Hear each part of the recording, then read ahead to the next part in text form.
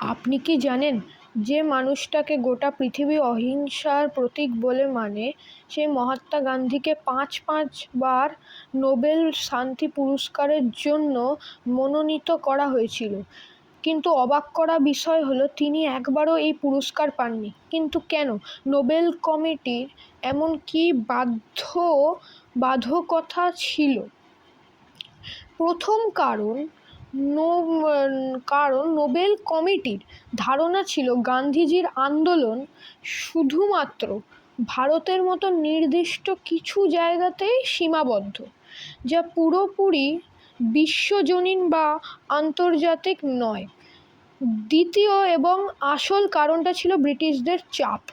Nobel committee ভয় পেয়েছিল যে ব্রিটিশ সরকারের বিরুদ্ধে লড়াই করা কোনো ভারতীয়কে এই সম্মান দিলে আন্তর্জাতিক সম্পর্ক নষ্ট হতে পারে। অবশেষে 1948 সালে তাকে এই পুরস্কার দেওয়ার সব প্রস্তুতি নেওয়া হয়, কিন্তু ঠিক তার কিছুদিন আগেই তাকে হত্যা করা হয়। আর নোবেল কমিটির নিয়ম অনুযায়ী মরণোত্তর বা মৃত্যুর পর কাউকে নোবেল দেওয়া যায় না। যদিও পরবর্তীতে নোবেল কমিটি নিজের মুখে স্বীকার করেছিল যে গান্ধীজিকে নোবেল না দেওয়াটা তাদের ইতিহাসের সবচেয়ে বড় ভুল ছিল। আপনার কি মনে হয় কমেন্টে জানান, আর যদি ভিডিওটি ভালো লাগে সাবস্ক্রাইব করুন। ধন্যবাদ।